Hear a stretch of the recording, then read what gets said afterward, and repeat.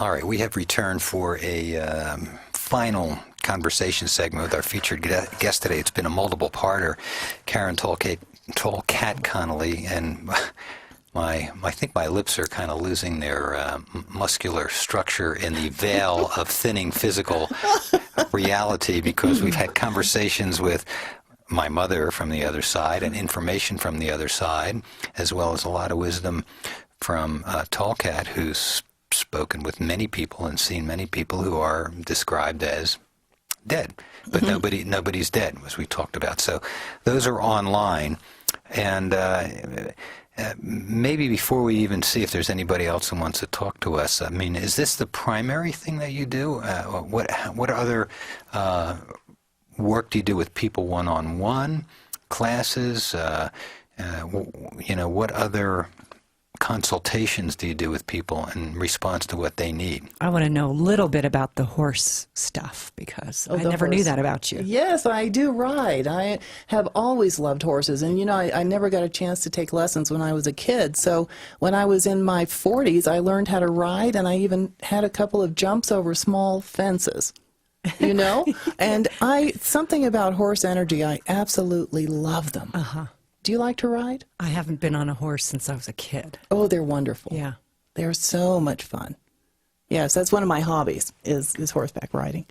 I rode once. Did you? Yes, and I enjoyed it very much. I didn't realize what it's like to be on a horse, and especially to let go. Horses are a lot of fun, and they're very telepathic. I once rode a horse, and using my thoughts, I actually directed him. Not at a gallop, but at a walk in a ring, and it's very interesting. But Luann, your ex-wife, when you said her name, there was ping, ping, ping, so I have to butt in. Oh, good. Ping, ping, ping. Because we haven't talked for a while. Yeah, and she although it doesn't really need to be said, she still wants to say, sorry about that. Really sorry about that.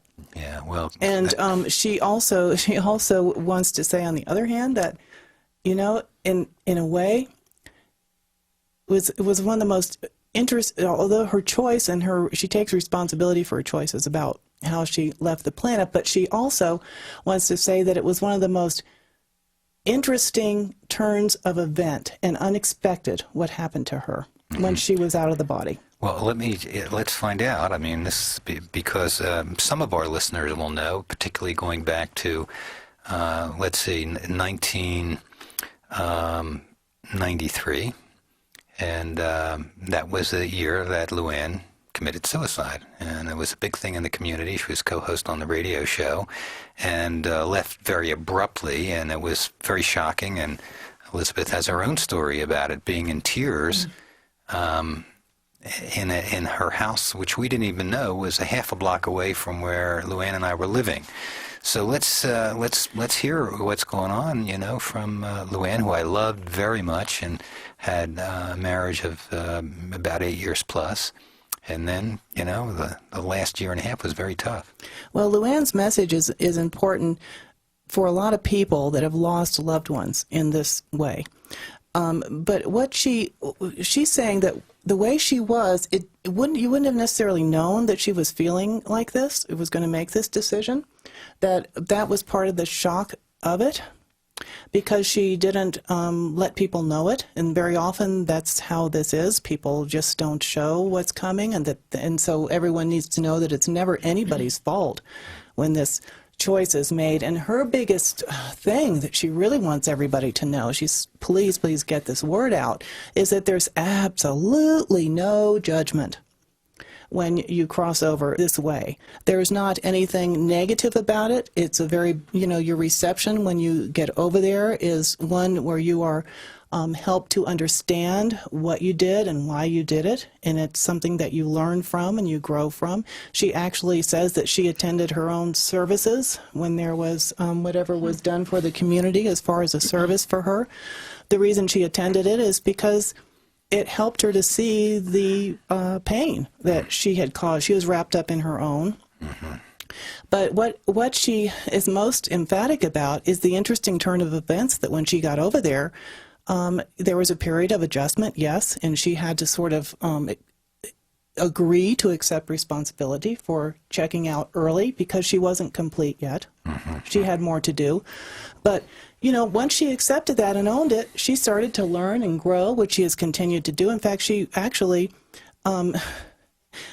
what she says, looking back now with the understanding and the wisdom that she has gained, she says, boy, I'd love to have another go round on that level. Yeah, would you like to go back to radio again? I mean, you know, you know, there's something interesting about that. She loved the radio. She loved the music. I mean, that was, you know, she was the music director. As Elizabeth is here, the music has changed a little bit from that time in, you know, the mid 80s to late 80s to early 90s. The show's changed a lot too, which is related to also what listeners need to hear. But it, you know, her joy was these new age music tapes. And well, you know, she has learned how to love better herself and other people. She has a better understanding of what love is and what it means. And she, oddly enough, her choice and the way she left was a lesson for her in what unconditional love is, because the spirit world is unconditional love. And she was received immediately with complete and total acceptance and total love, like everyone is when they leave by their own hand. But the radio thing, she's like, no wonder it's crowded in here, because your mom, who just absolutely illuminates the whole room on many levels, she illuminates it, and is actively involved in things that are going on and how you guys grow and move from here. Luann is still interested in the aspects of the radio and the technical side of it as well, and she checks in frequently too. She really does check in frequently during your shows. In fact, I wouldn't be surprised if you ever encounter like interference in the electronics, that would most likely be Luann's energy. Your mother has really good control of her energy.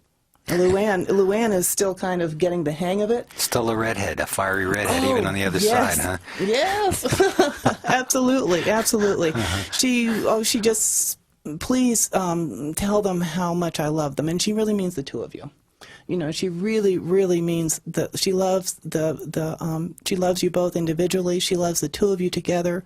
The work that you do, the creation you're making, she just appreciates it and loves it, and she just wants you to know she's like so free. She says, "I'm so free," and it's good. It's really good. Yeah, well, and I think Elizabeth has loved her, respected her, loved the radio show while Luann and I were doing it together. I mean, she listened for years, and actually she did body work on both of us, so it was a shock to her in many ways, and who knows how things work out that, you know, a year later we're meeting. And yes.